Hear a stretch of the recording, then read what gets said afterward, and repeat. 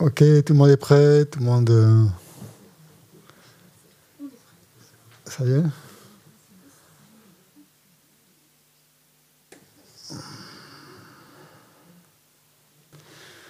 Donc, on va faire une petite méditation de à peu près une demi-heure.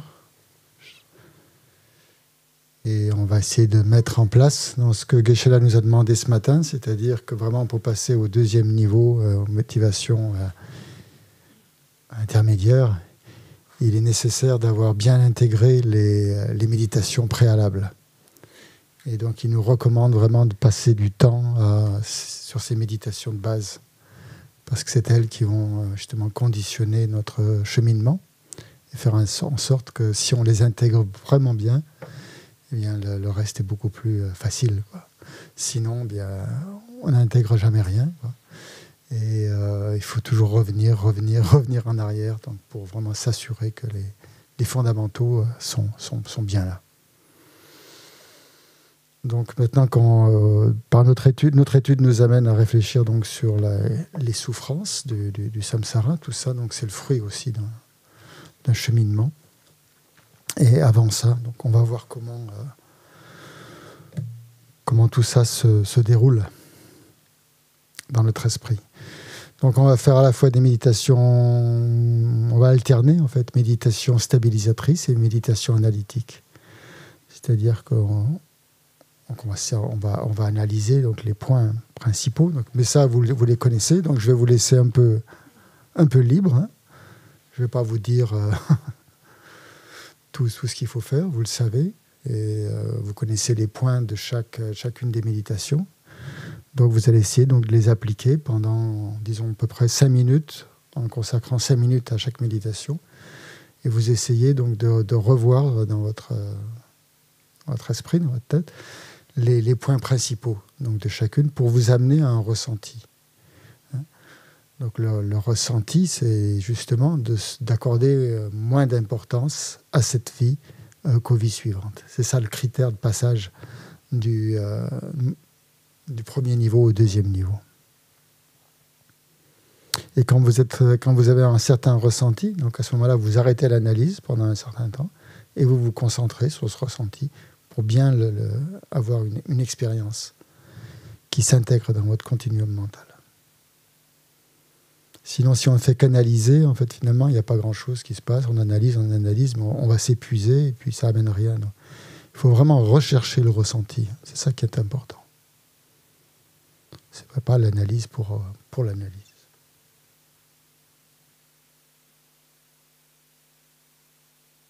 Donc on commence par méditer sur le souffle, sur la respiration, pour bien se concentrer. Donc bien sûr, on prend la posture en 7 points, ou la posture que l'on adopte habituellement quand on médite.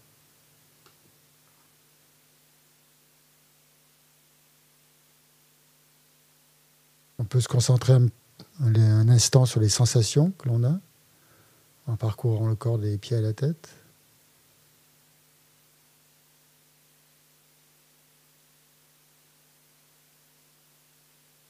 En essayant de détendre les zones de tension.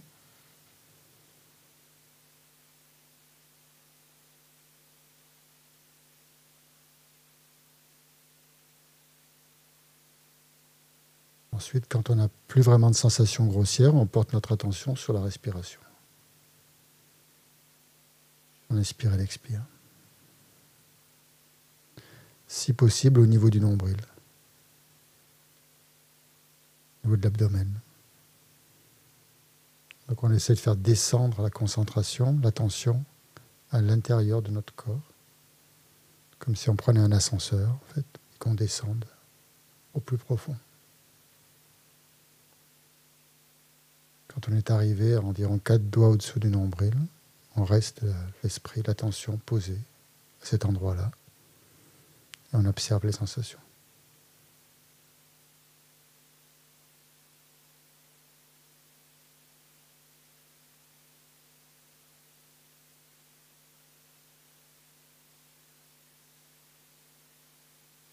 On détend les épaules.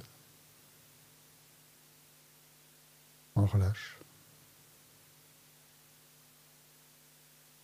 Et aussitôt, donc, l'esprit devient plus clair, plus spacieux, plus concentré. On oublie le corps.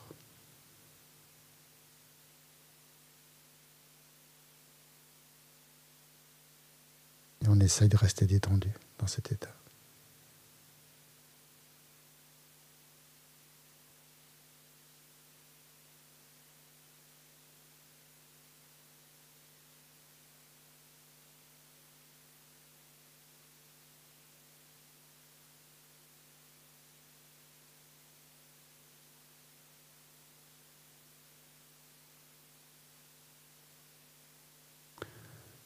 Maintenant, on amène notre concentration sur le premier point qu'on va analyser, c'est-à-dire la précieuse renaissance humaine. Notre précieuse renaissance humaine. Vous allez, pendant 4 ou 5 minutes, examiner en quoi elle est précieuse, en essayant de passer en revue les différents points.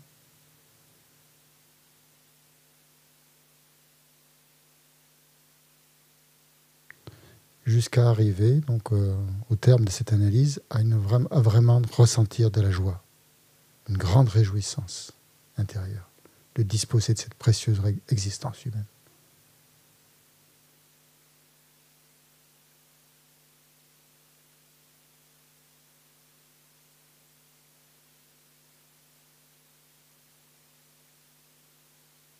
Donc ça, c'est le point final de cette méditation, de ce ressenti qu'on doit essayer de générer en soi.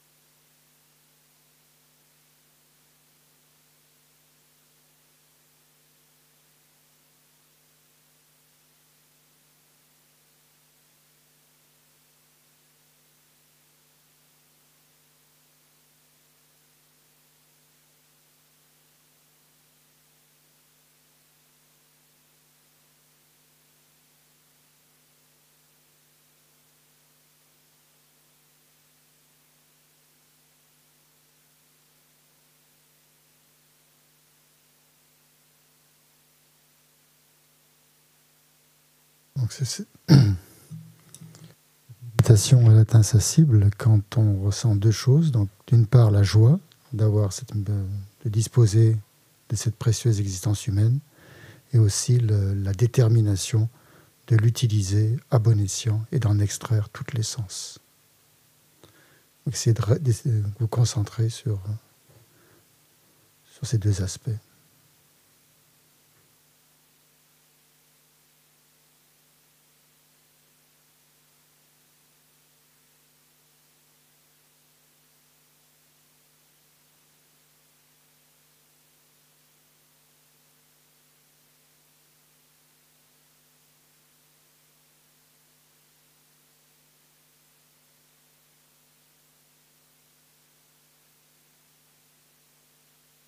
Ensuite, on va méditer maintenant sur le deuxième point.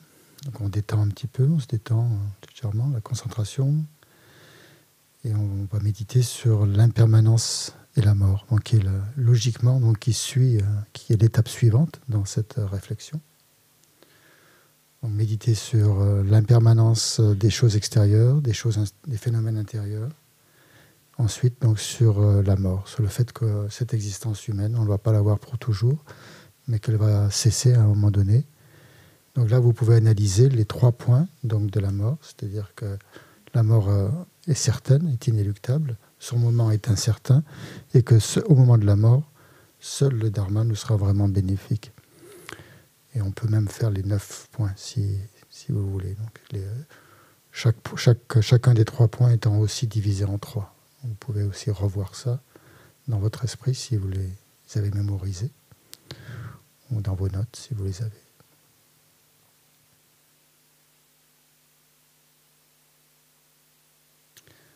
Donc on médite là-dessus pendant 5 minutes sur l'impermanence et la mort. Et la conclusion de cette méditation, la cible que l'on doit atteindre, c'est que c'est le moment ou jamais vraiment de pratiquer. Donc il ne faut pas remettre à plus tard, puisque la mort peut arriver à tout instant. Donc on doit pratiquer maintenant et de manière pure.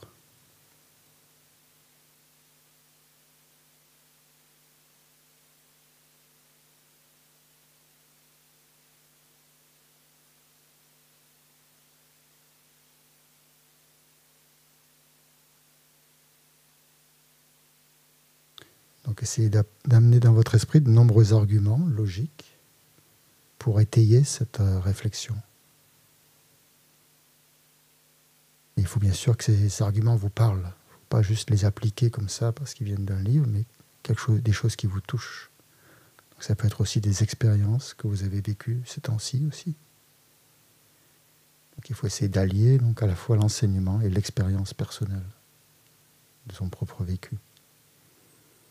Et dès que vous avez un ressenti, restez dessus. Puis ensuite, vous reprenez l'analyse.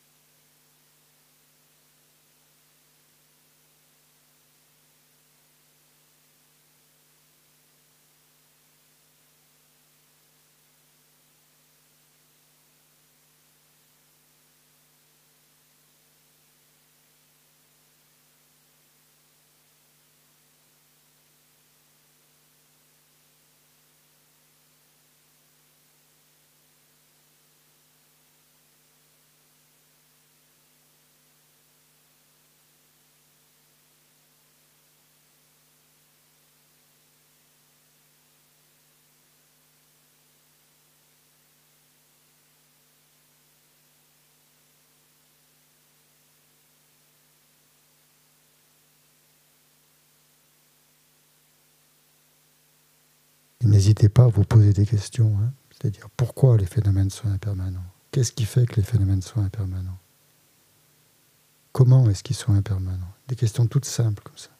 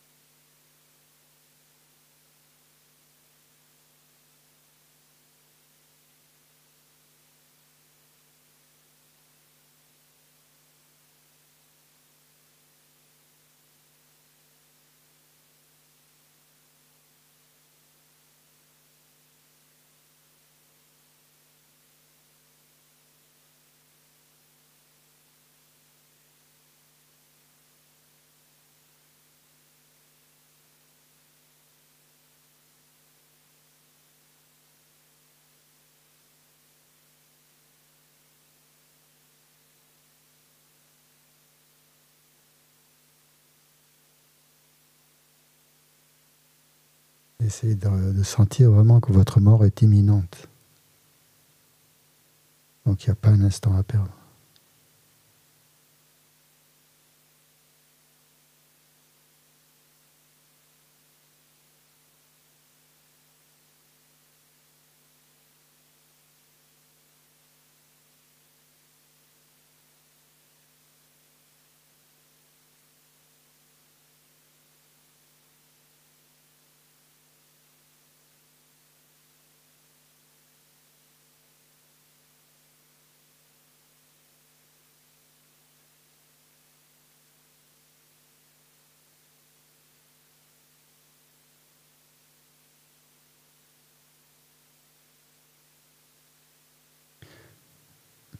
Et logiquement, donc, cette réflexion sur la mort et ce ressenti nous amène à nous demander qu'est-ce qui va se passer après la mort.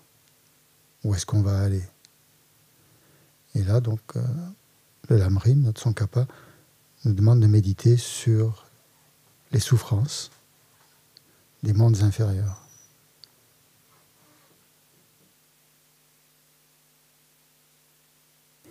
Donc allez-y, passez en revue les différentes souffrances des mondes inférieurs,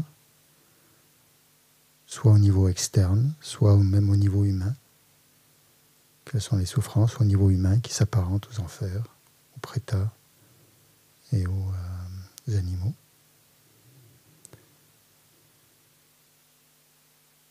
En ressentant vraiment la crainte de renaître dans ces états et aussi la compassion pour les êtres qui endurent de telles souffrances.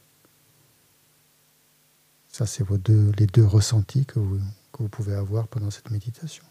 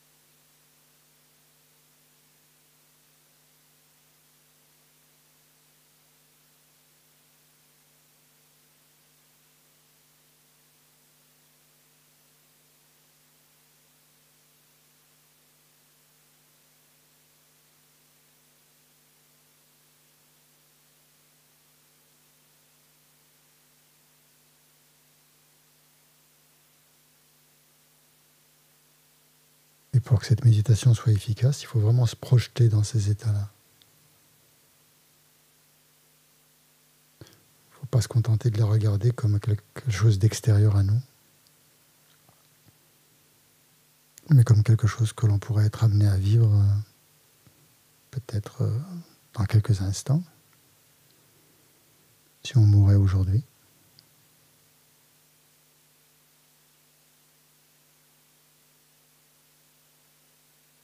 Si notre respiration s'arrêtait à l'instant,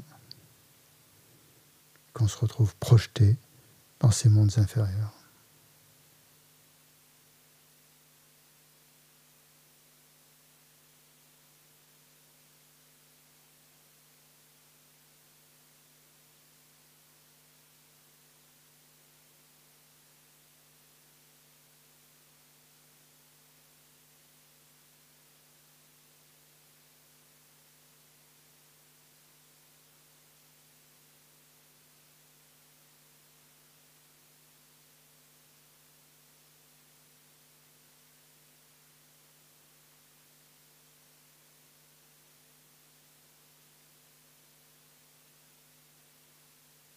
C'est-à-dire, par exemple, au lieu de se réveiller demain matin dans notre lit, on se réveille, imaginons, au fond de l'océan, sous la forme d'un poisson.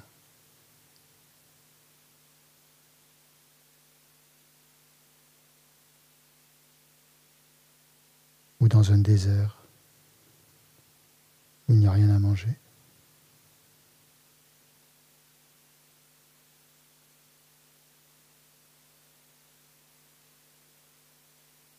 pire encore, dans un enfer où l'on est torturé.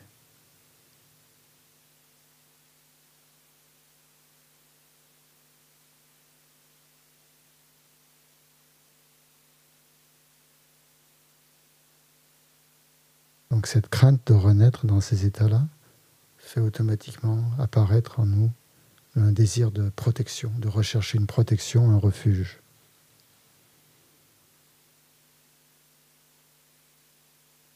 À ce moment-là, on se tourne vers les trois joyaux, comme étant notre seul refuge, fiable, infaillible, authentique, qui est à même de nous protéger des états d'existence inférieurs.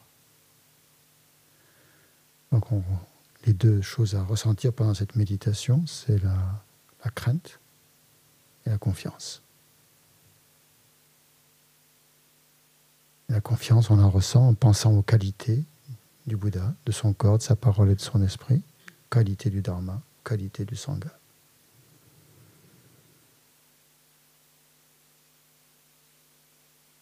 Et là, on prend vraiment refuge du fond du cœur, pas verbalement, en récitant une prière, mais vraiment sincèrement, du fond du cœur, en se tournant vers les trois joyaux, comme étant une protection ultime.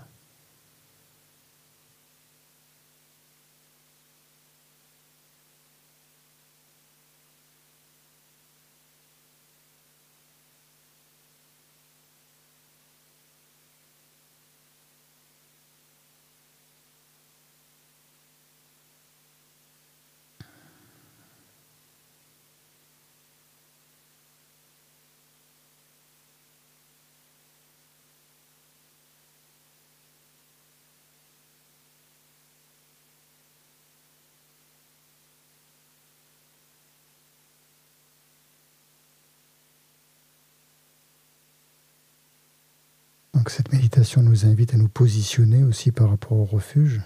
Est-ce qu'on y croit vraiment au refuge ? Sinon, pourquoi ? Qu'est-ce qui nous empêche d'y croire ? Qu'est-ce qui nous retient ? Vous pouvez analyser tout ça, bien sûr.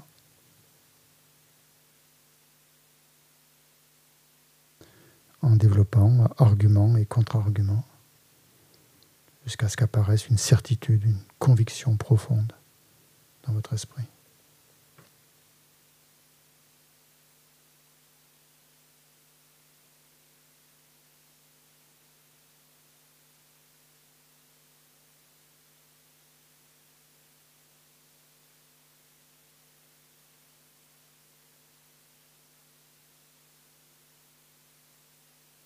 Quand vous ressentez cette conviction, posez simplement l'esprit dessus et laissez-la vous imprégner complètement.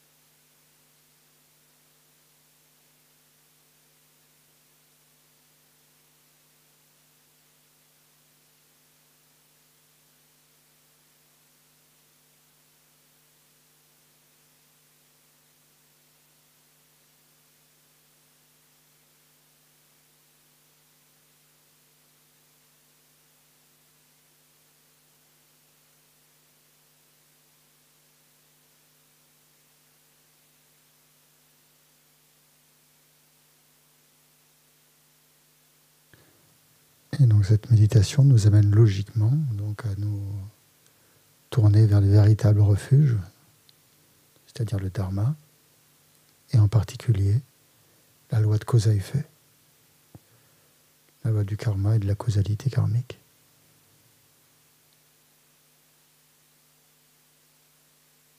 Puisque ça sera ça vraiment notre véritable refuge. D'observer la loi du karma. Donc d'abord, passer en revue les 4 principes fondamentaux du karma.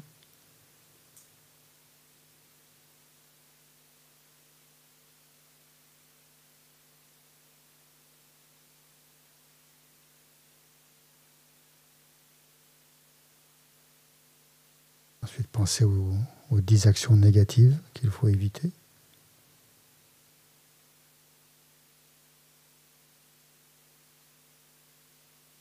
4 types d'effets que l'on obtient, maturation, etc.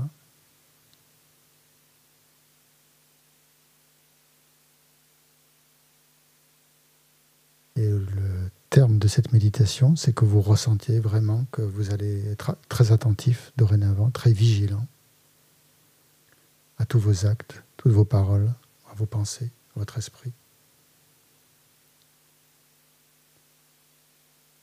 Et chaque jour, si possible, à purifier les actions négatives accumulées pendant la journée ou les graines karmiques qui sont résiduelles dans notre esprit et qui pourraient germer d'un moment à l'autre.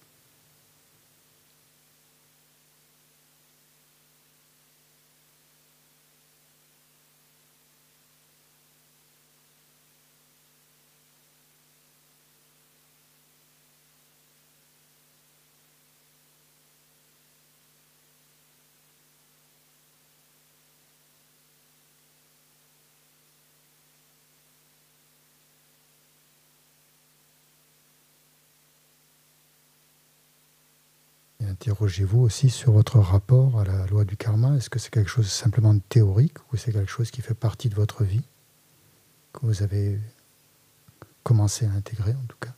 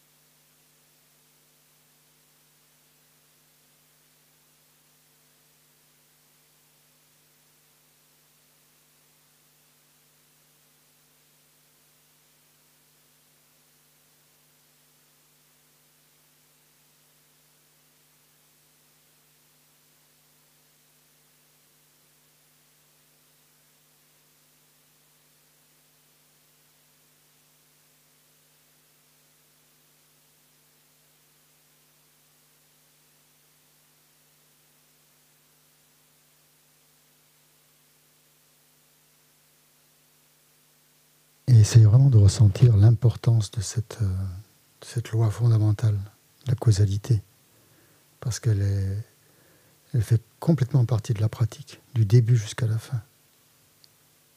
On ne peut pas y échapper. Donc on peut tout analyser avec cette loi du karma, tout ce qui nous arrive, mais aussi tout l'enseignement du Bouddha.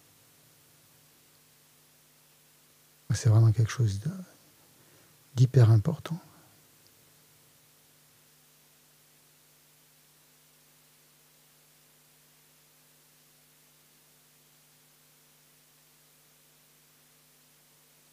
Parce que si l'on nie la loi du karma, on est foutu. Hein. C'est pas la peine d'aller plus loin.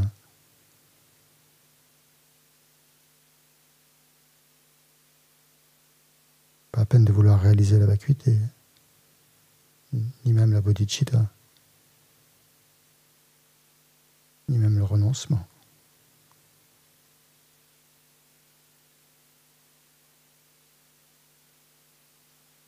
Mais à partir de la loi du karma, on peut réfléchir à toutes les autres pratiques. C'est ça qui est vraiment magnifique. C'est-à-dire que si on a rencontré un maître spirituel, c'est grâce à notre karma positif.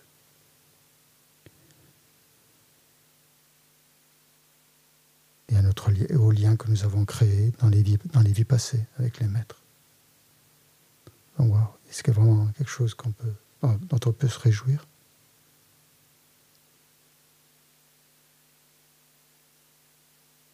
Si nous avons une précieuse existence humaine, c'est aussi grâce à notre karma positif, dans les vies antérieures que nous avons cultivées. Donc, on peut vraiment se réjouir aussi.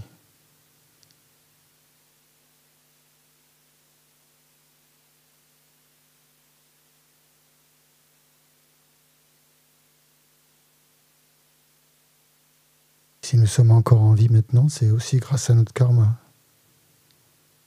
qui fait que les causes et conditions sont toujours présentes pour que nous restions en vie, pour l'instant.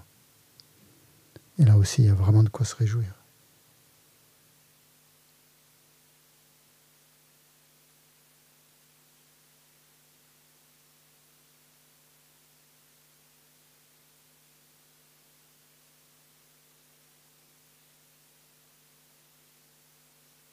Si nous ne sommes pas dans les mondes inférieurs actuellement, c'est aussi grâce à notre karma, qui nous a évité de telles renaissances. Et on peut vraiment se réjouir encore.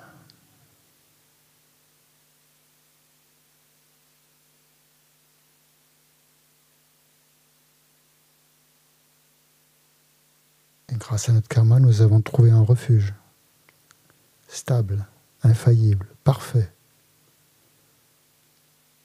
Nous avons intégré ce refuge. Et il y a vraiment de quoi se réjouir encore.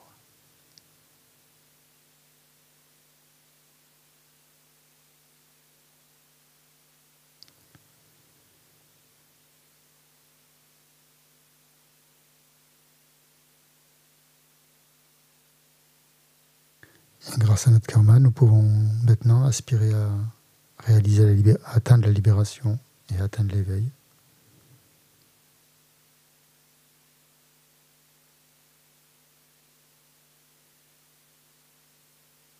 Qui est la chose la plus magnifique vers laquelle on puisse tendre. Et là, vraiment, il y a encore de quoi se réjouir.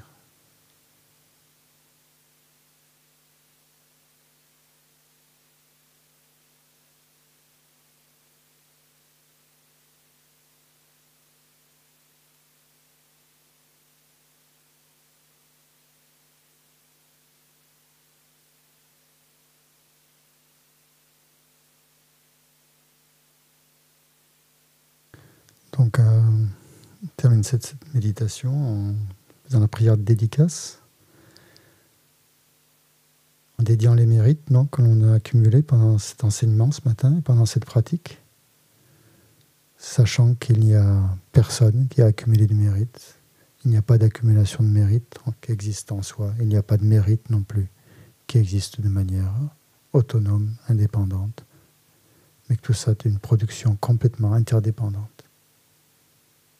de cause et d'effet.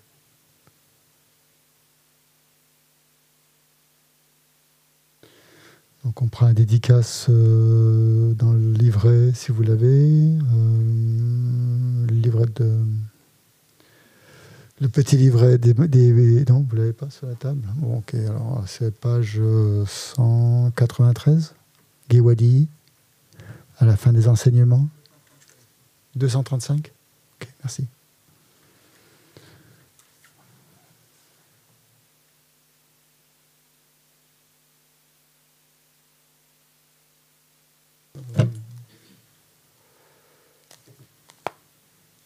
Il y a peut-être plusieurs éditions, alors méfiez-vous. 91, hein, ouais. Ouais. Page 91, oui, exactement. Les deux dernières strophes de la page 91.